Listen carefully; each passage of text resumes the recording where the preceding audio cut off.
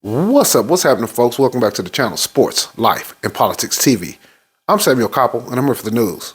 And here yesterday in Maryland, there's been an investigation that uncovers sexual abuse of 600 plus children. They don't think the number 6 is a symbolic of the demonic things that have been going on inside of the Roman Catholic Church. Now, this has been going on inside the Roman Catholic Church for over 1,000 plus years. Because of the Roman Catholic Church, they don't believe in gender. What I mean, I'm not talking about the people.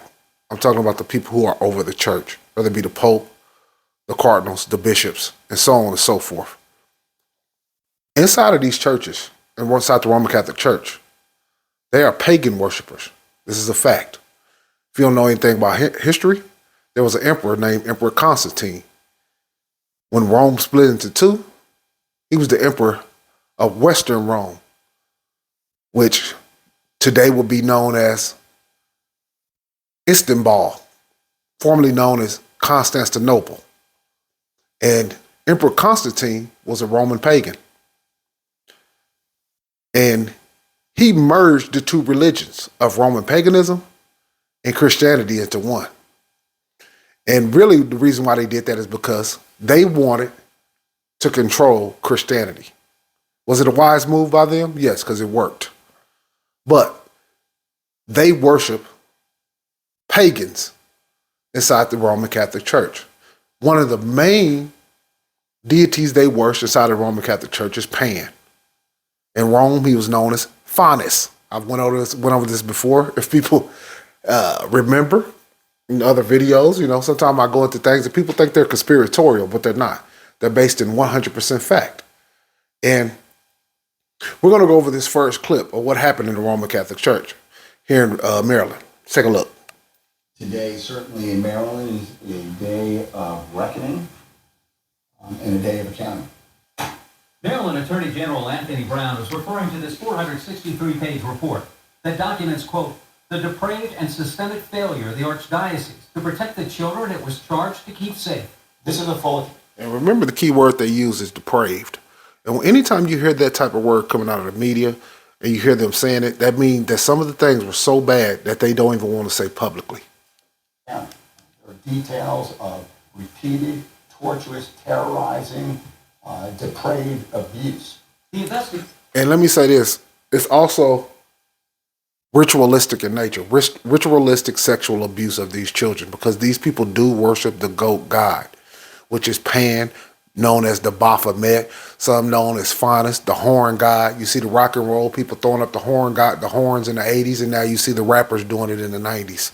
I mean, I would say the early 2000s to now, you see the rappers throw up the devil horns, known as the monocornutus hand sign. Uncovered the extent of the power and authority the clergy used to exploit the trust of the children. They told their victims the abuse was God's will. Some threatened that the victim or the victim's family would go to hell if they told anyone.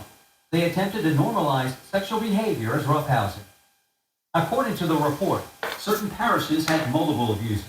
St. Mark's in Catonsville had 11 child abusers living and working there from 1964 to 2004. 4 parishes had 6 abusers, including St. Michael Overley. The report cites a case where a sexually abused child came to a priest for counseling. His parents so trusting, they let him spend the night. And you got to put some of that on the parents too. You don't let your child spend the night with no grown men under any circumstances. I don't give a damn what the scenario is. You just don't do that. That's throwing your children to the wolves. That's completely unacceptable. Completely unacceptable. The report says the priest raped him for 5 years. A distraught father of a young girl demanded a priest be removed. The priest confessed to an uncontrollable attraction to young girls and a yielding to temptation from time to time. The Archdiocese quietly got him into psychiatric treatment and reassigned him to desk work where he would not be exposed to temptation. Because this is ritualistic in nature. When they said they got him psychiatric help, all they meant was because he admitted that out loud, he got to be goddamn me crazy. So they moved him from the back where he's ramrodding poor children to the front. He lost his privileges, basically. It's not only churches, it is schools associated with the Archdiocese. So the institutions associated with the respective archdioceses are the target of our investigations. The report details the abuse by Father Maskell. At least 39 people reported being sexually abused by him. 9 girls described being given tea, soda, or wine, or even being hypnotized. 7 girls. They were feeding these kids drugs. That's why he was giving them tea and other different. They don't tell them what kind of cocktails they were giving them poor children so they can abuse them. And not only that, because a lot of these people were into MK Ultra mind control. You got to realize that shit runs really deep. And wiping these kids' mind and programming these kids to think and feel a certain way was extremely important to keep these things as secret as long as possible. Complained they were forced to have sex with Maskell and other men.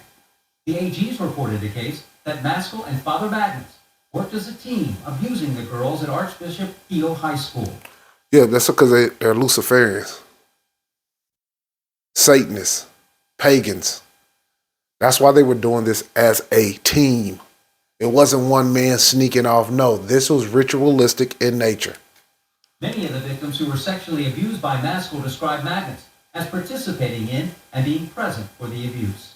But for an insurmountable legal obstacle, we will do everything we can to bring those abusers and those who enable them to justice. Like I said before, you guys, the Roman Catholic Church is notorious for this. Are they still doing it? 100%. There's no doubt about it. Now, I was talking to my cousin and my mom the other day, and we were discussing certain things and certain topics, and one of them was pansexuality. When did I first hear of pansexuality? I think it was like 2017, 2018. I heard of it. I was like, what the hell is pansexuality? What is that? Now, at the time, I didn't know it was connected to the Greek god Pan. In Rome, he was known as Faunus. But what I did know is that Pan and Faunus, I had heard of them through history, but I didn't know they were connected to pansexuality. It didn't register in my mind at the time until I heard it. And then somebody else, a guy named Chronicles of Juno, was like, yeah, pansexuality, that's hooked to the Greek god Pan. I had heard of Pan and I had heard of Faunus, but I had never heard of the two being connected because I had never heard of pansexuality. But come to find out, a lot of people in Hollywood are pansexuals. You might say, what does pansexual mean? Well, pansexual means that you're open to having sex with any and everything and everybody. Now, children are included, but in the definition, they can't put that. That's illegal, obviously. But we know it's part of it because in the Roman Catholic Church, they worship Pan. Let's take a look exactly what the definition of pansexuality is. Pansexual. Someone who is romantically, emotionally, or sexually attracted to people of any gender or regardless of their gender. And they also want, see, what they really want to say is sexually attracted to any people, gender, regardless of age or their gender. See, that's what they really, but they can't put that. Not yet, anyway. Pansexual people may say that when it comes to attraction, they don't see gender or they find it irrelevant. That's what distinguishes pansexuality from omnisexuality or bisexuality. Now, that's a loose definition of pansexuality, but let's take a look at this PBS Originals clip. Now, as you see on the screen, they have Janelle Monáe. She's a singer, songwriter, actress, all of the above. And yes, she is a Luciferian, and that is 100% a fact. That is not alleged. She is a open pansexual. Let's take a look. Be patient with me. I might have to rewind the video. Be patient with me. I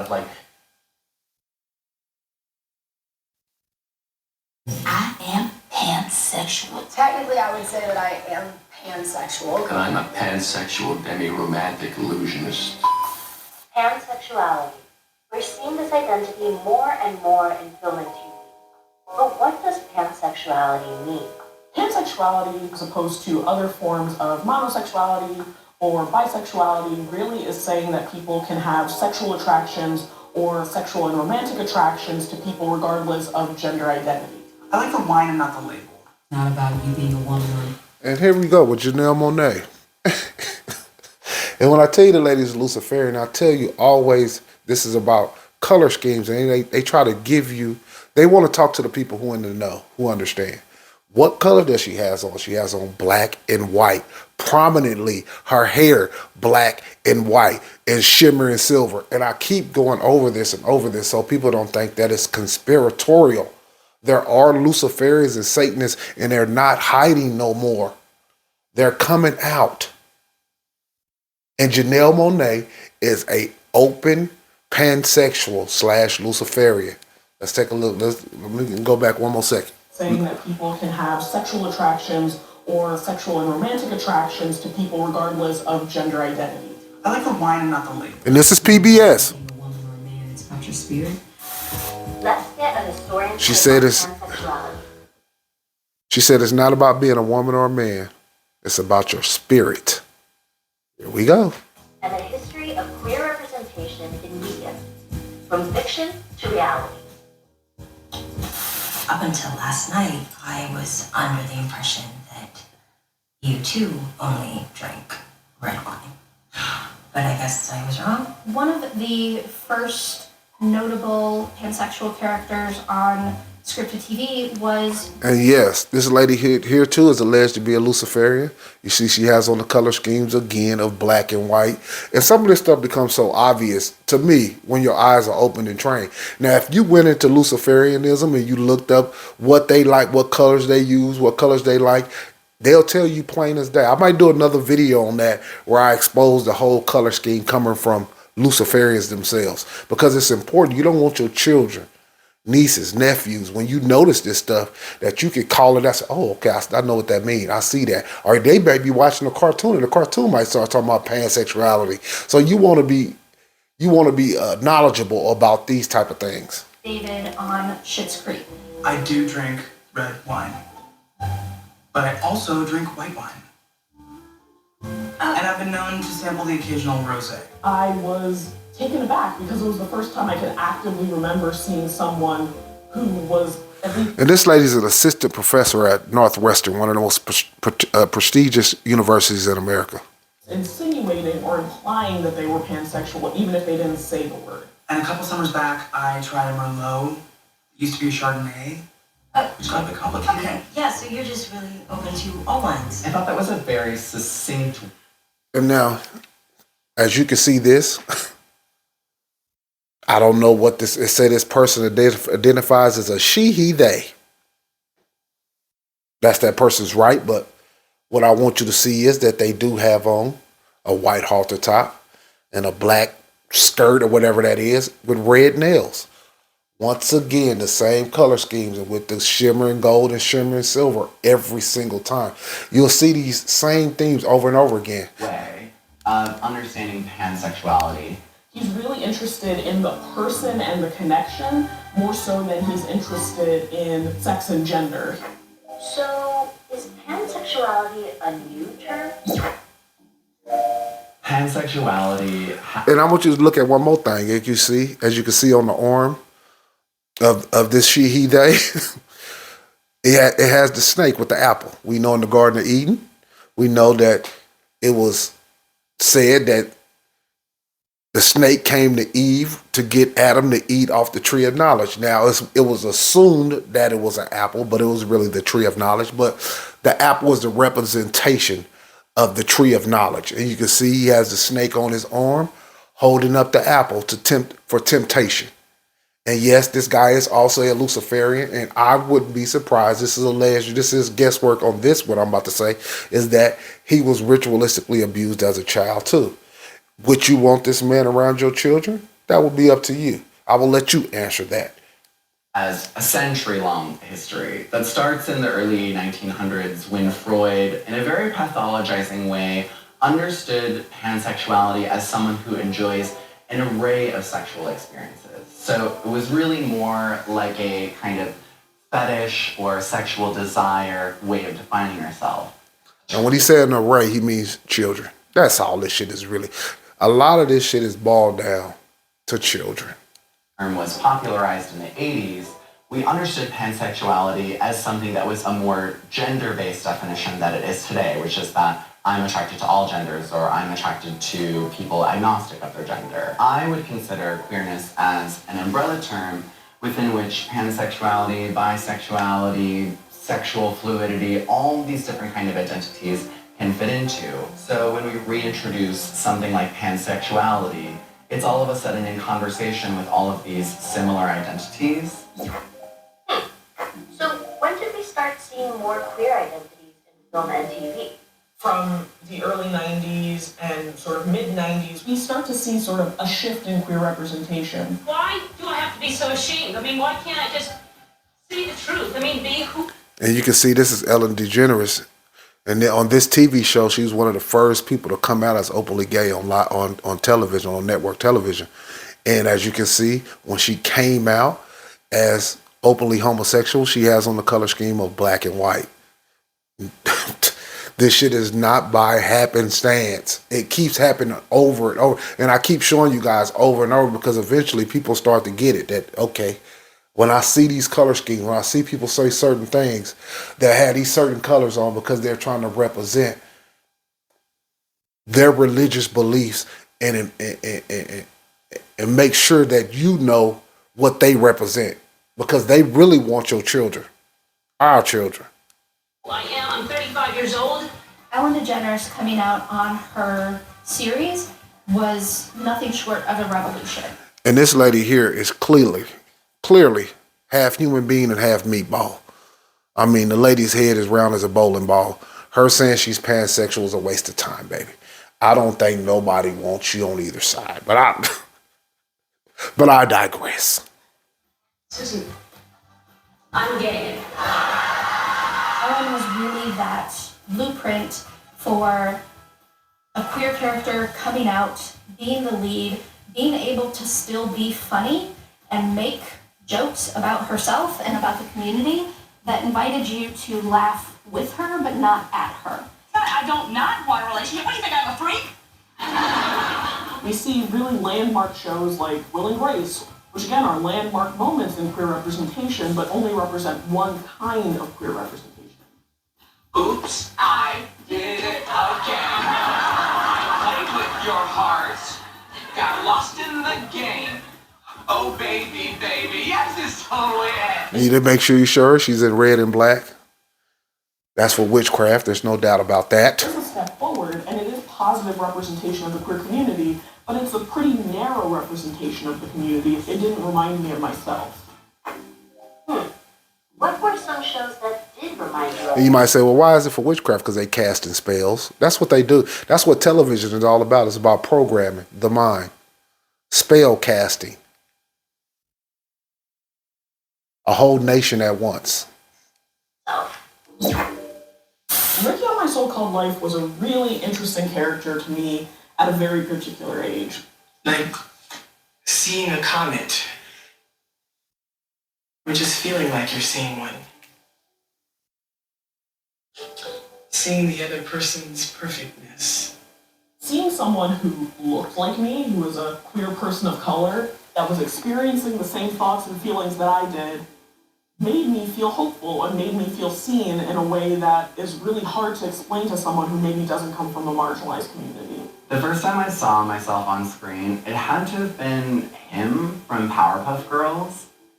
There is this villain that is extremely gender nonconforming. The only safe way to be. And I don't be damned. There it all is. He's seen himself as Satan. As you can see, Satan is a dual figure, half man, half woman. If you see the Baphomet, it has breast. It's half man, it has man genitalia, it has women's breast. It's basically a divine transgender in paganism. Refer to this king of darkness is simply him. And yet the character has a little tutu and has a lot of like kind of femme features, but also has this twisted little beard. It gave me permission to see all the different facets of my gender and all the different facets of my presentation. The first big... Now let's look at it again. Let's look at this little creature again. They can see the creature is red and black. And that's obvious. I mean, I don't have to go too deep that this is a devil figure. That's basically, this is Satan. But when you look at this was on a cartoon in 1998. Powerpuff Girls. I remember that shit. I never watched this cartoon, but I remember the cartoon. It was huge amongst little girls. And Satan was right there in there the whole time. And he already was a pronoun. Before we even knew what pronouns was, he referred to himself as a him. Predictive programming. All of these things that come out is not by happenstance. Look at it one more time, what he referred to himself as. Him. And yet, the character is extremely gender nonconforming. The only safe way to refer to this king of darkness is simply him. And yet, the pronouns in 1998, you guys. We didn't start hearing about pronouns, him, they, thee, are, we, grass, wheat, bucket, all this stuff now that these people can identify as anything, but that was in 98. They knew they was going to be putting this out, but they started with the children. So when you raise the kids up and they already have this in their subconscious, it's easier for them to accept. Character has a little tutu and has a lot of like kind of femme features, but also has this twisted little beard. Him gave me permission to see all the different facets. So Satan gave him permission to see all the different facets. Satan gave him permission to see all the different facets. And look at all the different facets on this gentleman. Of my gender and all the different facets of my presentation. The first big bi character that I remember that impacted me was Callie on Grey's Anatomy. She's a colleague and but you know what? I'm not going to go too deep in this video. Fair use, fair use. I'm just using this video for educational purpose only. Fair use to PBS. Fair use. But I just want to go over that. I'm not going to go over the whole clip because I want you to understand kind of some of the things that we're seeing. You know, I don't want this video to go on forever, but guess what? When we were kids, they was already indoctrinating us. They had a cartoon called Peter Pan. If you think Peter Pan has nothing to do with the Greek god Pan or pansexuals, you're out of your mind. In the Roman Catholic Church, you're crazy. Because guess what Peter Pan had? He had what you would call the Lost Boys. And where did he get those Lost Boys from? He found them in a park when they had just so happened to wander off from their parents. Peter Pan is not a good guy. He is a demonic pagan figure. None of this stuff they write is original. All of this stuff is based off ancient deities. Peter Pan and the what? Lost Boys. And what were they doing? They could sprinkle magic and make shit fly. And Peter Pan had a bunch of little boys with him. Now, Peter Pan, the actual book was wrote by J.M. Barrie. Now, J.M. Barrie was another deranged person who had an obsession with little children.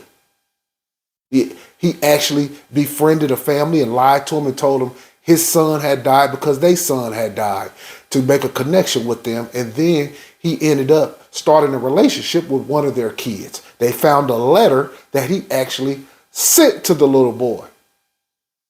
And in the video, in the letter, he was actually saying things like, I actually want to see you get dressed. And, just a lot of sexually suggestive things. And in the end of the letter, he actually told the little boy, don't tell nobody.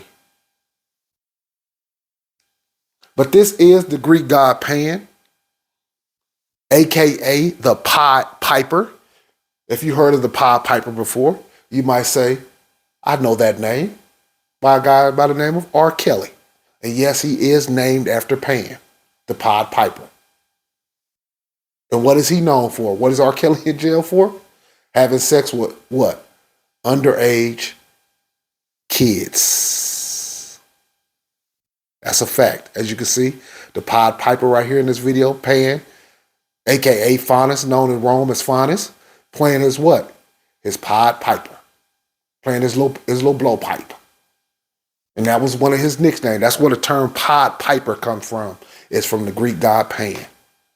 But I just want to, lay a bit of knowledge down and go over this clip about the Roman Catholic Church, man. I hope you guys learned something. I hope you guys got a little knowledge out of this. I hope that now you can understand that a lot of these things are connected, man. They're not separate, and a lot of these people are Luciferians and open pansexuals. If you don't believe that Janelle Monáe is pansexual, just Google it, and you'll get it coming out of her mouth. And I just showed you a clip of her doing an interview talking about pansexuality. These things are factual. But I appreciate you guys tuning in. This has been Sports, Life, and Politics TV. I'm Samuel Koppel. I'm here for the news. Hit that like. Hit that subscribe. Hit that like. Hit that subscribe. I just took your ass on a pansexual, Peter Pan, Roman Catholic Church. Right. Peace.